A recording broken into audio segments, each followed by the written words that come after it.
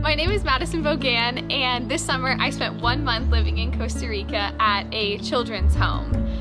A place that I really saw God working there was in me, changing me, molding me.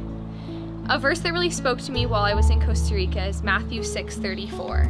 It says, "Give your entire attention to what God is doing right now, and don't get worked up about what may or may not happen tomorrow.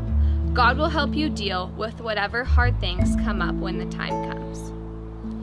In Costa Rica, while I was living with 11 babies and 7 other workers that were partnering alongside me as a team, there was a lot to get done. There was laundry, there was bibs, there was a kitchen to be cleaned and dishes to be washed.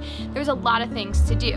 And there was a lot of hard stuff that could come up tomorrow, whether that's a parent banging on the gates of the orphanage, offering money to bribe us to give them their kids, or whether that's an emotional issue that's gonna come up the next day, or whatever it may be. There was a lot of hard stuff that could have come up the next day, and that quite frankly, we knew there would be hard stuff that would come up the next day. But what God was putting on my heart is that I was supposed to give my entire attention to what He was doing right then, which was giving me the privilege and the opportunity to love on those children.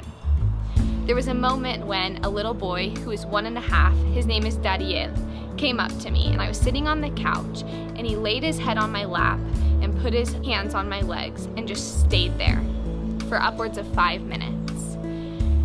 There, the boys definitely do get love, the little babies, and they get held and they get songs sung to them while they're in someone's arms, but not as much as the little girls. Physical touch just isn't given to those boys as much because they're so rambunctious. But it was in that moment that all he needed was a safe place to lay down. He needed a safe place to exist. He needed someone to pray with him and on his behalf. He needed someone to rub his back and to tell him that he mattered. And God gave me the opportunity to show him that love, Jesus' love, and to create that place where he was safe. I appreciate so much all the prayer and the encouragement that I had at home, both for me and for my family while I was away. I can't wait for the adventures that God is calling me to next. I believe that I am crazy for the past month that I just had, but I'm crazily following Jesus. I'm crazy about Jesus, and I can't wait for the things that He's going to call me to next. Thank you for being a part of it.